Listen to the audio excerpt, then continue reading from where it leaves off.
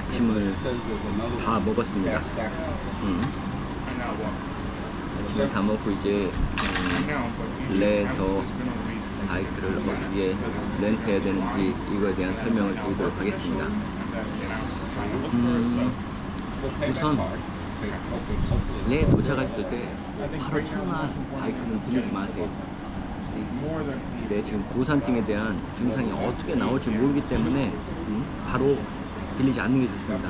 또한 저는 개인 여행자라고 하면 이거를 미리 예약하고 가지 말라고 이렇게 말씀드리고 싶습니다. 소그룹 여행자도 마찬가지고요. 레는 그 시기에 따라서 이 가격이 다 달라요. 우리가 뭐 일주일 전, 한 달 전 이렇게 미리 예약하면 이 사람들은 대부분 그때 가격을 말해줍니다. 그러니까 좀 하이 시즌이면 비싼 가격이겠죠. 그렇기 때문에 가격이 다 다르기 때문에 미리 예약하고 가는 것보다는 직접 고르는 게 낫습니다. 그렇게 하고 정말 하이 시즌이 아니면 바이크는 계속 있습니다. 무지 많습니다. 상관 못하게 많이 있습니다. 네. 그렇기 때문에 그런 걱정은 안 하고 가셔도 됩니다. 물론 최상의 좋은 컨디션 바이크를 못 고를 수도 있지만 바이크가 없지는 않다는 거, 아주 많다는 거, 그거를 알고 가시면 됩니다.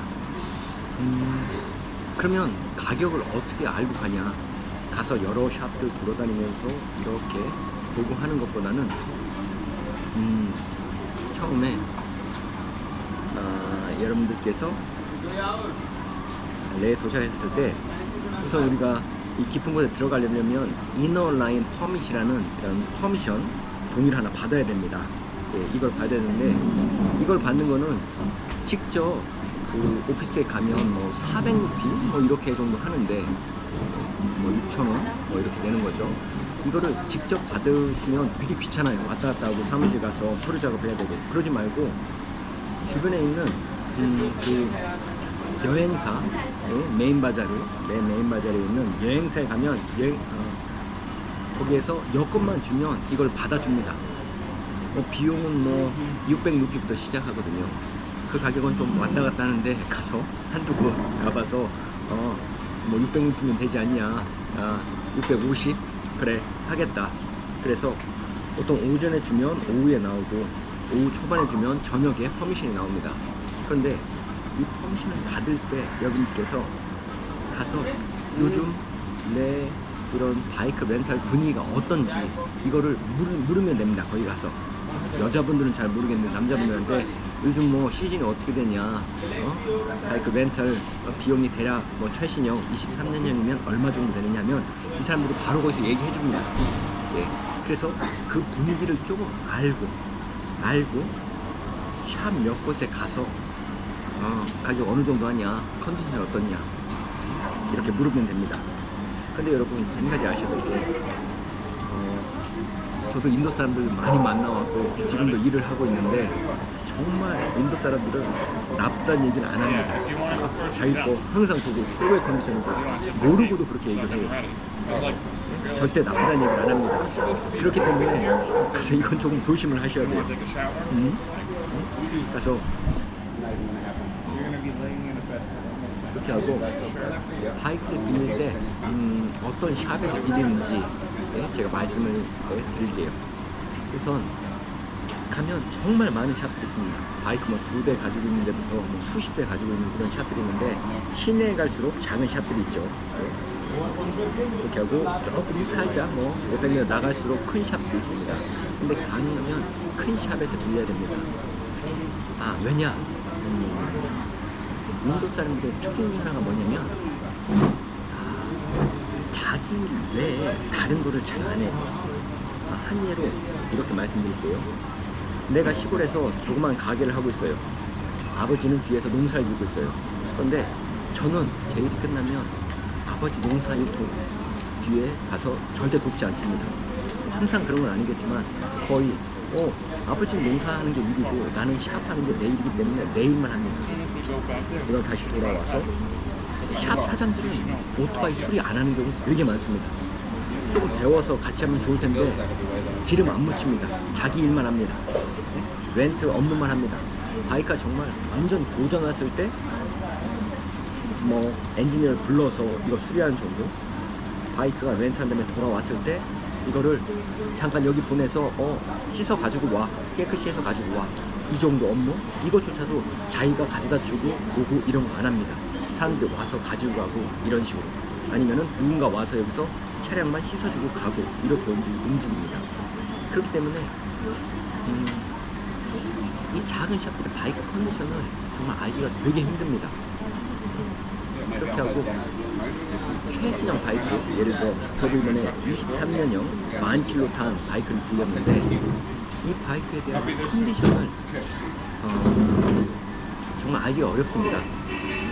그래서 뭐 외관상으로 문제가 없어도 이 바이크들이 정말 여러 바이크를 잘 타는 사람도 타겠지만 정말 바이크 축소도 타고 기어 가는 것도 잘 모르는, 기어 쓰는 거 모르는 사람이 바이크를 탈 수 있었기 때문에 이 바이크 상태가 정말 엉망일 수 있습니다. 그래서 바이크를 빌릴 때 어떻게 하는 게 좋으냐면, 내가 5일 여행을 한다면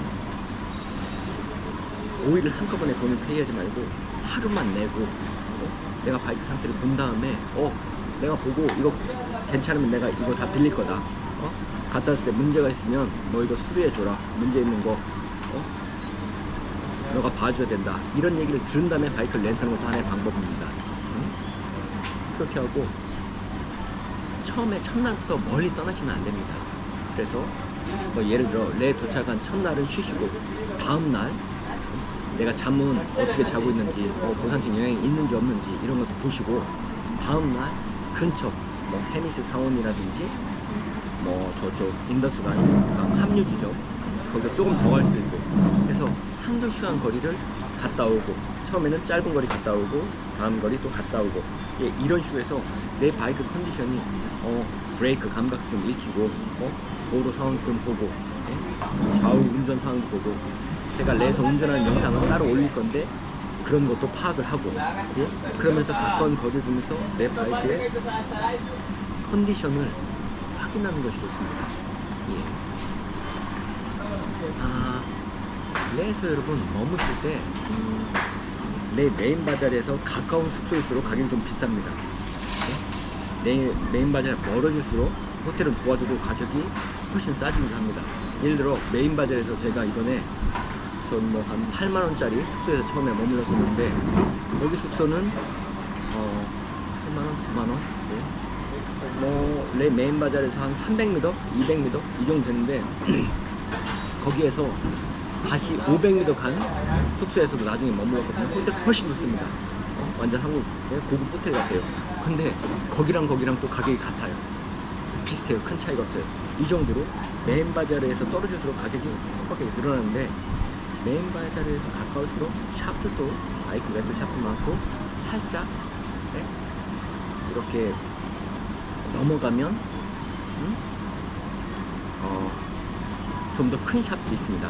제가 샵에 대한 링크는 한 곳 올릴 거예요. 저도 구글을 찾고 가격들 다 이렇게 문의하고, 이 사람들이 고정된 가격이다 뭐 말은 이렇게 했지만, 저도 처음에 여행사에 가서 가격을 한번 확인하고, 여행사도 제가 뭐 퍼미션 가격 좀 확인하려고 두 군데를 갔었거든요. 두 군데에서 비슷하게 물어봤어요. 그래, 시즌이 끝나는 거기 때문에 가격이 뭐 15,000 정도 할 거다. 근데 이거는 여행사들의 말이고, 실제 갔을 때 더 좋은 컨디션, 더 새 바이크면 가격은 살짝 더 올라갈 수도 있습니다. 내가 이쪽에서 15,000루피 확인했다, 죄송합니다, 1,500루피 하루 확인했다, 그러면 저쪽 가서 반드시 그 가격에 바이크를 빌릴 수 있을 거라는 그런 생각은 조금은 접어두고, 그 비슷한 가격대에 빌리면 내가 잘한 거다, 이 정도 생각하면 됩니다. 제가 이용했던 곳은, 저는 그러니까 전통적으로 내에서 이렇게 그 메인 바자리에서 이쪽에 어퍼 투카 로드, 제가 그렇게 기억하는데, 저 예전에도 내 갈 때마다 그쪽에서 머물렀었고, 그쪽에 전통적으로 호텔이 많고 관광객도 많이 있습니다. 여러 군데 지금 호텔이 많지만은 좋은 호텔, 깔끔한 호텔도 있고, 거기에 레라다 바이크 렌탈 샵이라는 곳이 있었어요. 여러 군데 제가 메시지를 보냈었는데 제일 친절했고, 나는 예약을 하고 가진 않겠다, 근데 이런저런 상황을 문의를 하겠다, 답도 친절하게 해서 갔었는데, 샵도 크고 20년 정도 여기에서 일을 했다고 하더라고요. 숙소 2대를 시작해서 13년도 2003년도, 2004년도 그때부터 시작을 했다. 네, 지금 사업이 잘 되고 있다. 사람도 내에 있는 사람, 내부에서 온 사람이라 내에서 계속 태어나고 거기서 자란 인상도 좋고 친절하고 합니다. 네, 사장님도 빌렸는데 바이크 세대 중에서 하나 고르려고 하더라고요. 다 컨디션 좋으니까. 네, 그래서 타보고 바이크마다 여러분 기어 위치라든지 브레이크 조금 감각이 다르잖아요. 또 많은 사람이 타면서 레저에서 정말 많이 넘어지고 있기 때문에 이 풋팩 위치도 조금은 다르고 헐렁이는 것도 있습니다. 그런 거 다 확인하고 이렇게 했었는데 저는 사장님 괜찮고 너 다녀온다냐 문제 있으면은 오늘 이 바이크는 안 나갈 거다. 절대 너한테 약속한다. 그래서 바이크 2대가 더 여유가 있기 때문에 문제가 있으면 바꿔주겠다. 이렇게까지 얘기해서 바이크를 일주일치를 다 내고 빌렸습니다. 근데 아니나 다를까 첫날 운전을 하고 왔는데 라이딩을 2시간 하고 왔는데 기어가 뉴트럴이 잘 안 들어가더라고요. 그래서 온 다음에 바이크 딴 거로 골라 타라 이렇게 얘기해서 저는 그러면 이거 골라 달라 아니 고쳐 달라. 바이크가 너무 마음에 들었거든요. 그 무엇보다도 타이어 컨디션이 너무 좋았어요. 타이어가 뒷타이어가 완전 새 거더라고요. 제가 오프로드도 많이 들어갈 계획이었기 때문에 그거를. 근데 여러분 이런 상황에서 다른 샵 같으면 대응하기가 되게 힘듭니다. 무슨 얘기냐면 아까 말씀드린 대로 자기들이 엔지니어가 없어요. 잘 고치지 못합니다. 또 한 대 때문에 엔지니어 부르려고 안 해. 약간 배짜라는 식으로 우리에서 많이 나옵니다. 근데 여기 샵에서 또 신기했던 게 일하는 사람이 3명 있는데 그 클러치 조절을 잘 못하더라고요. 그래서 제가 이쪽 조절해보자 몇 군데 만져봤는데 잘 안 되더라고요. 그랬더니 1시간 맡겨달라. 그러면 자기가 엔지니어 불러서 고치도록 하겠다. 큰 샵이기 때문에 샵이라고 해서 여러분들 좀 이따 보여드리겠지만 가게 이렇게 깨끗하게 있는 게 아니라 다 야외입니다. 대부분. 근데 불러서 고쳐주겠다. 근데 이런 샵들은 규모가 있고 바이크가 많기 때문에 이 바이크 한 대 때문에 엔지니어 부르진 않아요. 한번 부를 때 다른 것도 문제 있는 것도 다 이렇게 같이 한번 손봐서 하는 그런 방식입니다. 그래서 2시간 있다 문자가 왔더라고요. 바이크 컨디션 좋다. 가서 보니까 정말 기어 잘 들어가고 여행 내내 정말 너무 컨디션이 좋았어요. 그 어떤 다른 바이크보다도. 같은 23년을 보면 여기저기 찌그러져 있고 풋팩이 흔들리고 자기 이쪽 트로틀이 문제가 있다, 클러치가 빡빡하다, 다른 바이크 외국인들 많이 만났을 때 그런 얘기를 정말 많이 들었습니다. 그래서 이 바이크 믿고 좀 더 깊이도 들어갈 수 있었고 문제없이 여행도 할 수 있었습니다. 여러분들 바이크 렌트는 이 정도 설명하면 될까요? 네, 어렵지 않습니다. 그렇게 하고 굳이 예약하고 갈 필요 없습니다. 가서 몇 바이크들 가서 내가 여행 계획인데 지금 사실 몇 샵을 보고 있다, 가격 좋고 컨디션 좋은 거 찾으려고 한다, 이런 식으로 솔직히 말하는 것도 되게 좋습니다. 이 사람들도 다 사람들이 비교하고 이렇게 한다는 걸 알기 때문에 그렇게 하고 이 샵이 정말 믿을만했던 게 제가 7일 여행하고 밤 되게 늦게 도착했어요. 8시 반에 이 샵에. 그런데 가니까 인도인들 무리가 되게 많더라고요. 그러니까 바이크 빌리려고 온 사람들 되게 많더라고요. 그래서 내가 내 바이크 컨디션 너무 좋다, 바로 빌려도 될 것 같다. 그랬더니 사장은 없고 그 직원도 있는데 영어는 잘 안 통하지만 네 알았다. 그랬더니 이렇게 바이크 외관만 보더라고요.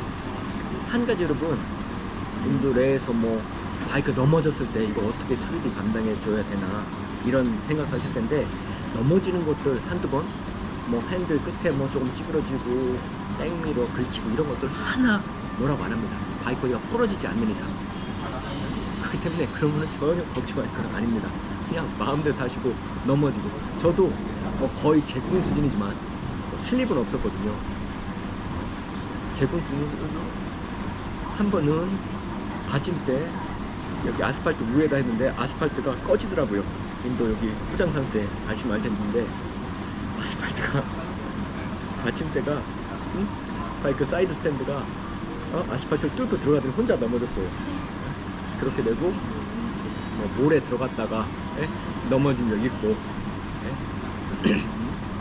뭐 3번 이번에 넘어졌었습니다. 뭐 다치거나 이런 건 전혀 없었고요. 그런 것들 전혀 걱정 안 하시고 타도 됩니다.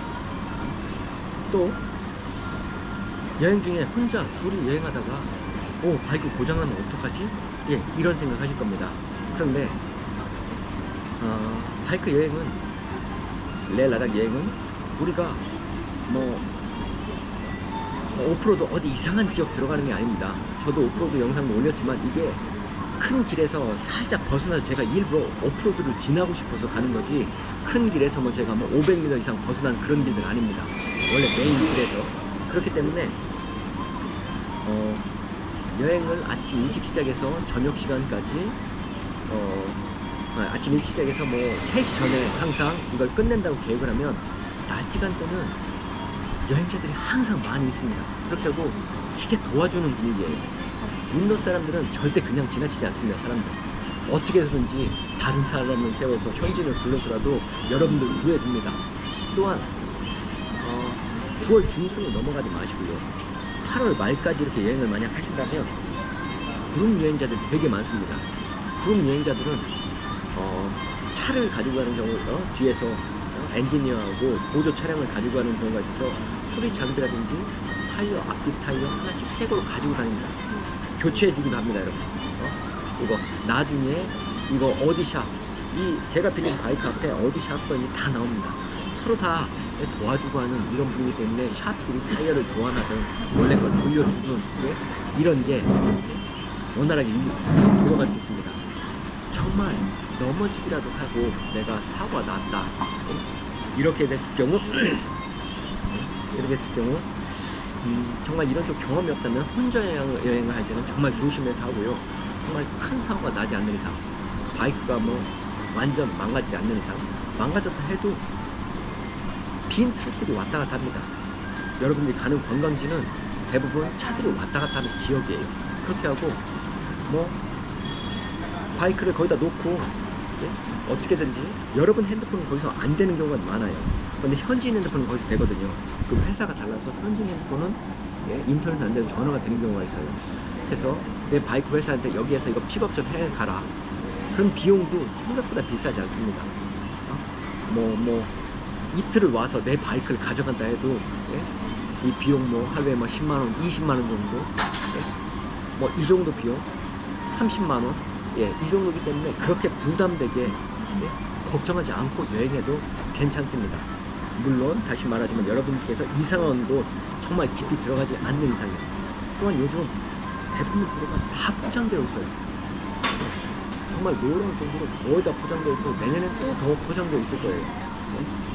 그러니까 뭐 가서 정치적 상황도 이번에 여러 가지 물어보겠는데, 레가 카시미르에서 지금 독립되어가지고 레 자치주가 따로 이렇게 되어가지고 레는 지금 돈이 많이 있고 돈을 많이 쓸 수 있는 그런 상황이라고 합니다. 그래서 내가 되게 발전되는, 변화하는 모습도 되게 많이 저는 볼 수 있었어요. 그런 걱정 안 하고 라이딩 하셔도 된다는 거. 또 뭐가 있을까요? 뭐 이 정도. 그렇게 하고 혼자 아니면 둘이 여행하시는 분들, 저는 혼자 여행하고 조금 더 깊숙이 들어가고 현지인 마을로 들어가고 합니다. 그래도 이쪽 여행 경험이 있고 저는 조금의 인도 말도 조금 할 수 있고, 어떻게든지 뭐 음식도 야 이건 빼고 이렇게 해주세요, 이거 가능합니까, 이 정도 수준의 말은 가능한데 들어가는데, 저는 어떤 준비를 하고 다니냐면, 혹시나 내가 사고가 나거나 조난이 당했을 경우 대비해서 좀 두꺼운 침낭 하나 가지고 다닙니다. 정말 밤 되게 추워요.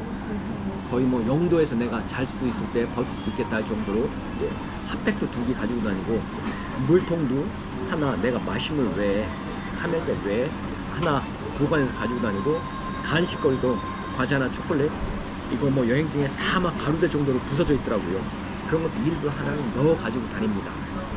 어떤 상황이 발생할지 모르고, 제가 뭐 도로 옆으로 살짝 떨어져서 사람들 안 보이는 데서 사고가 당할 수도 있기 때문에 뭐 제 나름대로의 이것까지는 내가 준비를 해야겠다 생각하고, 이런데 여행할 때마다 예, 그 정도의 준비는 제가 예, 하고 다닙니다. 뭐 이 정도면 준비가 되었을까요? 네. 너무 위험한 지역이나 이상한 지역 들어가지 마시고, 들어가기도 어려워요. 길도 잘 안 나와요. 예, 사실 그렇게 하고 너무 빨리 달리지 마시고, 제가 이쪽 지역에서 어떻게 운전을 해야 되는지도 영상을 올릴 건데 그것도 꼭 참고하시기 바래요. 예. 인도인들이 어떻게 운전을 하는지, 내가 어떻게 운전을 대비해야 되는지, 이것도 같이 보시면 여러분께서 도움이 될 거라는 생각이 듭니다. 영상이 생각보다 되게 길어졌네요. 이런 얘기하다 보니까 네, 지금 몇 분 찍은지도 모르겠어요.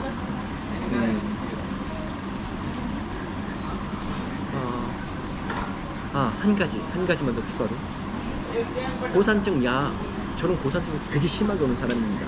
그런데 이런 고산에 대한 경험이 조금 있어요. 전 네팔도 여러 번 가봤고, 인도 쪽도 여행 많이 해봤고, 다른 곳에서도 높은 곳 해발 4,000m 이상 되는 곳에서 여러 번 잡았어요. 예, 그렇기 때문에 제가 고산증을 어떻게 받아들이는지 알고 있거든요. 항상 똑같아요. 밤에 머리 아파서 잠 못 자고, 밤에 자다가 일어나서 두통약 하나 꼭 먹어야 되기 때문에 약이 이렇게 되고. 여러분께서 반드시 레에 도착해서 한 이틀 정도는 잠을 꼭 거기서 자고 가세요. 네. 그렇게 하고 시작은 카르중나를 넘어서 디스키 쪽으로 꼭 여행하시길 바래요. 왜냐면 레보다 디스킷이 지대가 낮아요. 레가 3,400m 해발 될 거고 디스킷이 3,000m 돼요. 잠이 훨씬 더 편해요, 그쪽이. 그래서 레에서 이 상황을 보고 그래도 내가 괜찮은 것 같다, 두통약만으로 견딜 수 있다, 아니 나는 고산약을 먹어서 괜찮은 것 같다, 이런 거를 생각을 하신 다음에 여행을 출발하시고, 디스킷 외 지역은 다시 다 지대가 높아집니다. 저 이번에 판공초 이쪽에 잤는데 거기는 되게 높더라고요. 4,000m 중후반대였던 것 같아요. 잠자는데 되게 힘들었어요. 그래서 그런 것들을 조금 주의하면 여러분들께서 좀 적응하는 시간을 가지고, 만약 내가 못 이겨낼 것 같다, 그럴 경우는 너무 위험한 지역이나 너무 높은 지역, 이런 지역은 절대 가지 않는 것이 좋습니다. 저도 예전에 모르고 여행할 때, 레 2번째 왔을 때 오토바이 타고 램필 타고 뭐 2대 3대 여행할 때 정말 가다가 어지러워서 누운 적도 있어요. 제가 사진을 찾아봐서 그때 사진 올려드릴게요. 그런 적도 있습니다. 그러니까 여러분들께서는 이런 것들 잘 생각하셔가지고 여행을 하면 큰 문제 없이 여행할 수 있을 것 같습니다. 아침 먹다가 갑자기 생각나서 이게 촬영한 영상입니다. 뭐 준비 하나 해놓은 것도 없이 그냥 제가 생각나는 대로 이렇게 말하다 보니까 좀 주소가 없을 수 있는데, 그래도 이쪽 지역 바이크 어떻게 빌려서 여행해야 하면 좋을지 생각하면서 말씀드려봤습니다. 도움이 되셨길 바랍니다. 이상 바쁜 김씨였습니다. 감사합니다. 사과 먹고 저는 가서 짐 싸고 또 델리 시내를 또 구경 나가보도록 하겠습니다. 감사합니다.